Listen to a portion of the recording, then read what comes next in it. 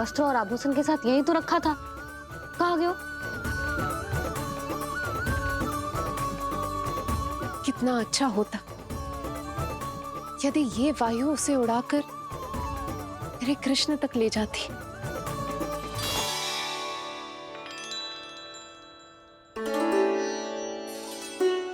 ये यहाँ रखा था मैंने।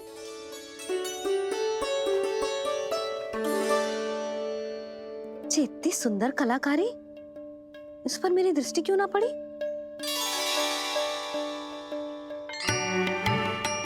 इसे पहन के तो तू और भी सुंदर लगेगा लल्ला। अच्छा।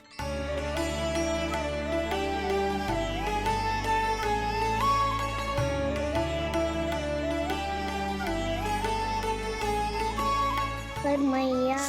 बस कान्हा, अब और प्रश्न ना। स्थिर रह और मुझे ये पहनाने दे।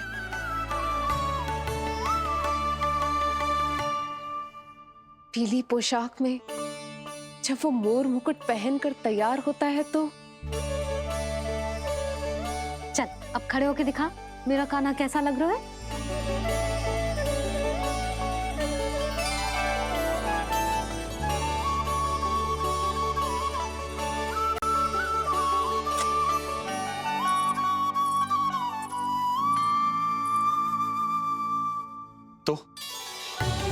तो क्या देवकी, कैसा लगता है कृष्ण जब मोर मुकुट के साथ सज धज कर तैयार होता है?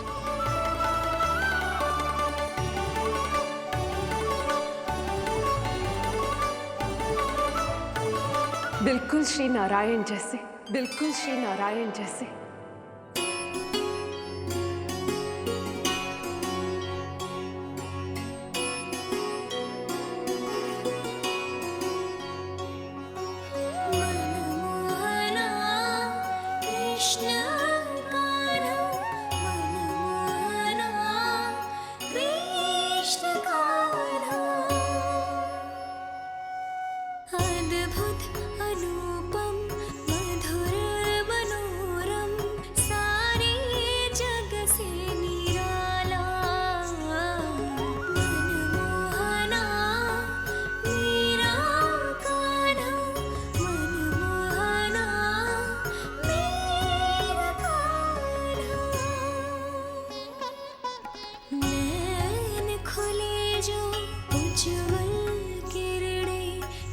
जग में भर जाए,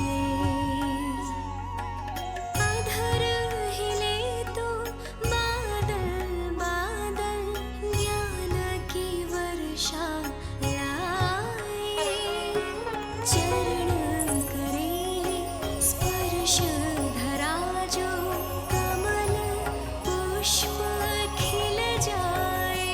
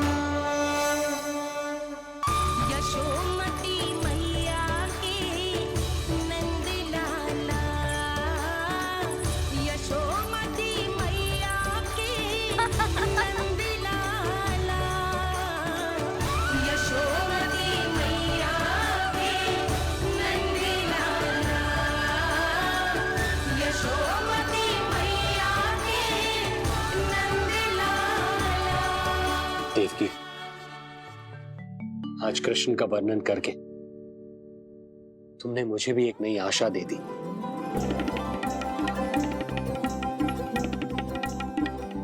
जब तक प्रभु है, आशा है। आशा है कि एक दिन आएगा जब हमारा पुत्र कारागार के समान इस कक्ष से मुक्त करके हमें बाहर ले जाएगा, जब कंस के अत्याचारों का अंत करेगा वो।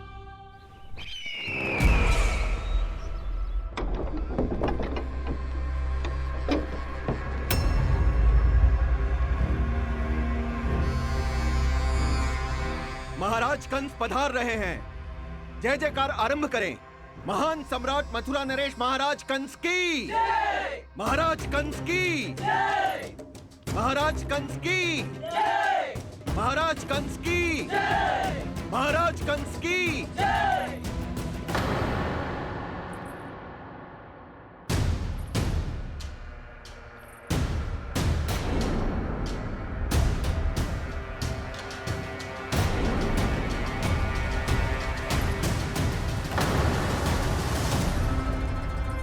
अस्ति।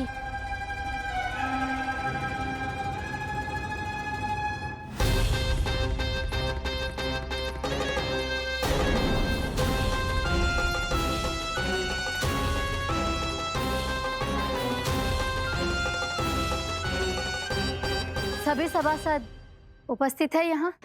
जी महारानी।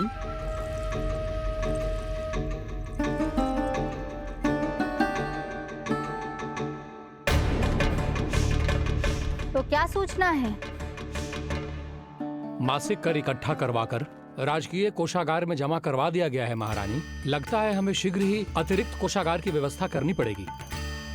नए अस्त्र शस्त्र भी आ चुके हैं महारानी, पहले से कहीं अधिक तीव्र धार वाले और कहीं अधिक शक्तिशाली। हमारे सबसे अच्छे योद्धाओं ने स्वयं परखा है उन्हें।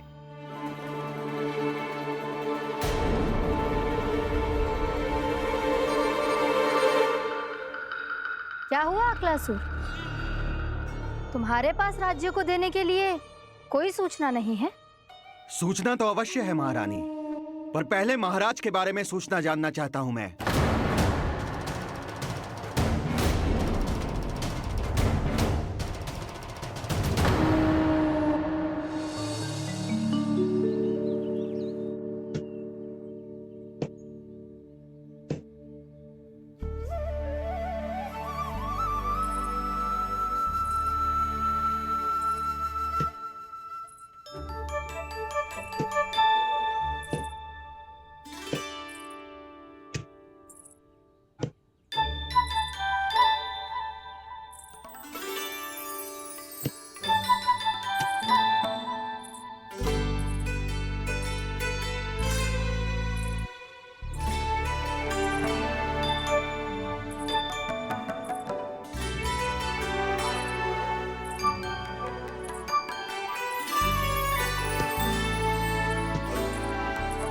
मुझे पता है मेरे पीछे कौन है। मैया।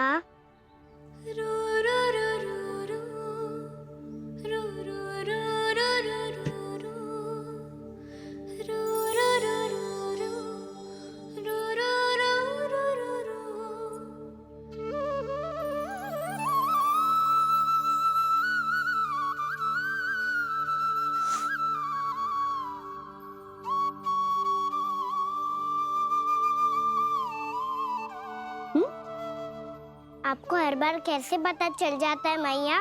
आपकी आंखें चारों ओर देख सकती है क्या?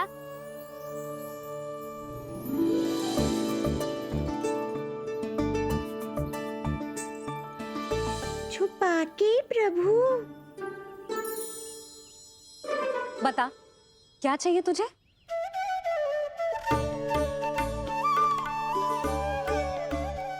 लड्डू चाहिए?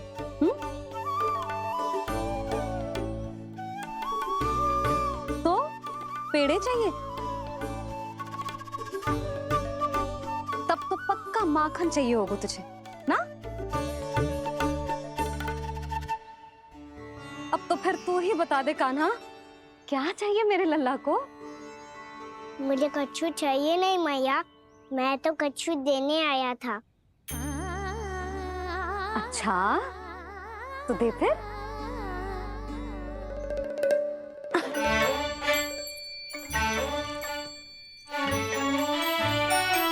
हाथ आगे बढ़ाओ।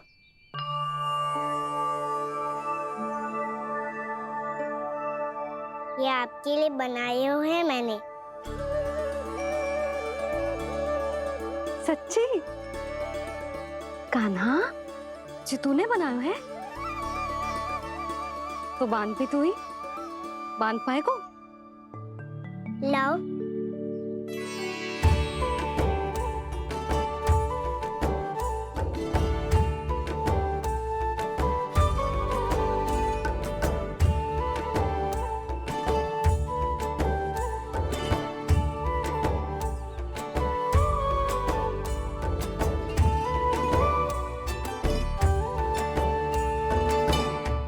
मैया जितना सरल लगा था उतना सरल ना है, बहुत कठिन है। तो क्या होगा?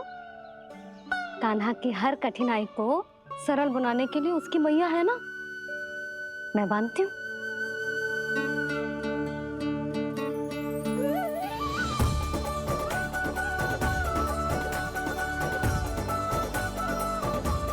बंद क्यों?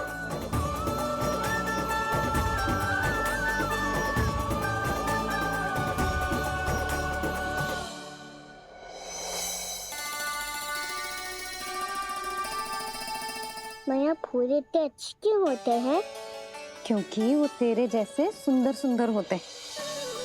पर ये फूल आते कहाँ से हैं? पौधों से। सारे फूल पौधों से ही आते हैं? हाँ लल्ला।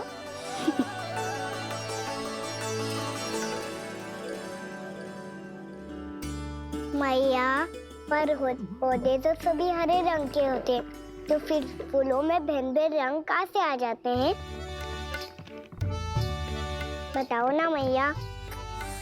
बहुत प्रश्न पूछने लगो है तू, मुझे कार्य करने दे। मैया बस एक अंतिम प्रश्न पूछूं? पूछ। आज ही पूछेगा ना लल्ला कि सदानंद जी को बुलवा के मुहूर्त निकलवाऊं? मैया मैं पूछ रहा था कि मैं आज बाहर जा सकता हूँ?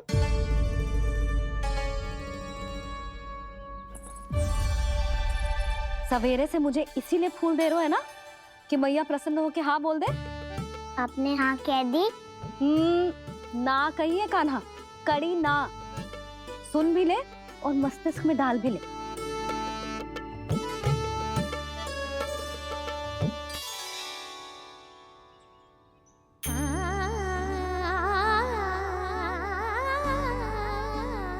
पर तुझे बाहर जानो ही क्यों है?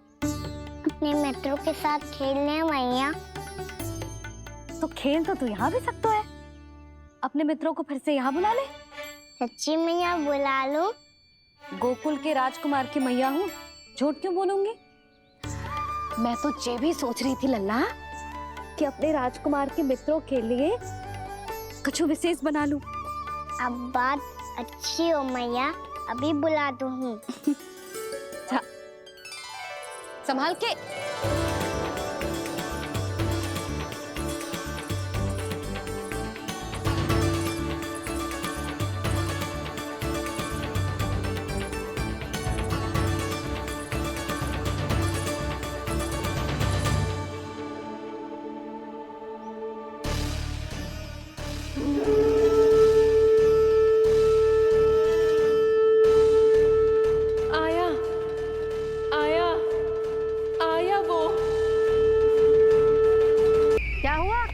तुम्हारे पास राज्य को देने के लिए कोई सूचना नहीं है? सूचना तो अवश्य है महारानी, पर पहले महाराज के बारे में सूचना जानना चाहता हूँ मैं। अकलासुर, शिष्टाचार कहाँ है तुम्हारा? खड़े होकर वार्तालाप करो। ये मत भूलो कि तुम राज सिंहासन को उत्तर दे रहे हो। सिंहासन पर सिंह ना हो तो शिष्टाचार का प्रश्न नहीं उठता। मैं खड़े होकर पूरी विनम्रता से उत्तर देता यदि महाराज कंस यहाँ होते तो। पिछले 3 वर्षों में इस सिंहासन का भार किसने संभाला है अकालासुर? महाराज कंस के प्रतिनिधि के रूप में किसने बनाया मथुरा को अधिक समृद्ध, अधिक शक्तिशाली? बोलिए, किसके हाथों में सुरक्षित रही है महाराज कंस के साम्राज्य की बागडोर? यही तो मेरा प्रश्न है महारानी। साम्राज्य महाराज कंस का, सिंहासन महाराज कंस का, पर अदृश्य कौन है? स्वयं महाराज कंस। आप ही बताइए महारानी, कहाँ है महाराज?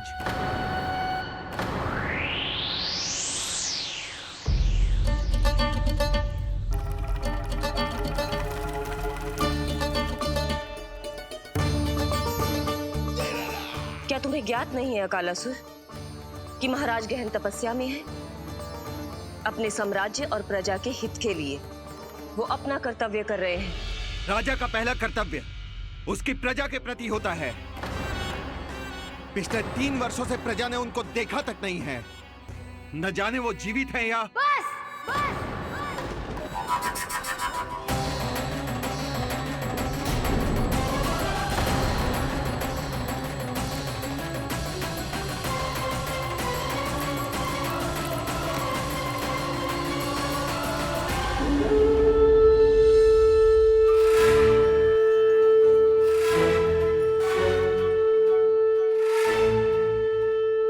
चलो रे तख्ती साहब, कान्हा ने बुलाया है। मैया कान्हा ने बुलाया है, मैं जा रहा हूँ। अपना ध्यान रखना गोमाता, मुझे कान्हा ने बुलाया है। देख रहा, अब घर खेल के मैदान में बदलने वालों है। खिलाड़ी बस आते ही होंगे और सबसे पहले आएगा वो जो कान्हा का सबसे प्रिय और आज्ञाकारी मित्र है, सुबल।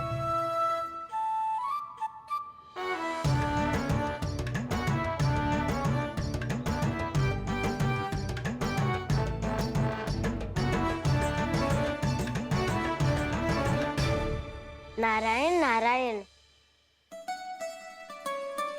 कान्हा ने बुलायो, मैं दौड़ा चलायो। तू तो पहले से ही फल खा रहा है। अब जो मैं इतने सारे व्यंजन बना रही हूँ उसके लिए तो तेरे पेट में स्थान ही ना बचेगी। मैं बचा लूंगा काकी, ये तो अभी समाप्त कर ही दूंगा। फिर जब बनाएगी वो भी खा लूंगा। ना कहकर अन्न का अपमान थोड़ी ना करूंगा मैं।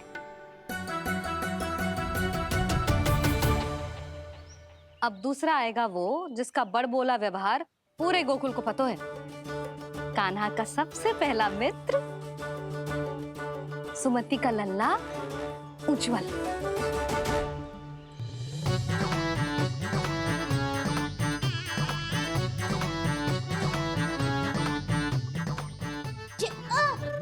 बच के। कान्हा, तेरे भोपू का स्वर सुनते ही चला आए हो। पता है कितनी कठिनाई हुई मुझे। शीघ्रता के चक्कर में गिरते गिरते बचो और फिर भी भागते दौड़ते सबसे पहले पहुंचो यहाँ। पर सबसे पहले तो सुबल पहुंचो है। हाँ हाँ, वो तो इसलिए कि मैंने पहुंचने दियो। अरे कहीं तो प्रथम आने का अवसर मिलना चाहिए हमारे मित्र को, है कि ना? एक का पेट बातों से ना भरता और एक का भोजन करके भी ना भरता है। पर सुबल, तू जो खातो है वो जातो कहाँ है? मेरा आकार बड़ा है ना, इसीलिए अधिक भोजन की आवश्यकता होती है। सुबल, तू चिंता मत कर, तेरा प्रिय व्यंजन बनाया हो मैंने, खीर चूरमा। अब देखना सब, अब आएगा वो जो बोलता तो है पर तनिक धीमी गति से, पर दौड़ता घोड़े की गति से है। कान्हा ने पुकार लगाए, मेरे पाँव ने गति पाई। भाई वाह यशोदा, तुम्हें तो सब पता है, किसका व्यवहार कैसो है, किसे कौन सो व्यंजन पसंद है। मुझे तो ये भी पता है कि अगला कौन आएगो। अच्छा, तो बताओ कौन? अब आएगो गोकुल का सबसे बड़ा सत्यवादी, पूर्णा मौसी का पोता मधुमंगल।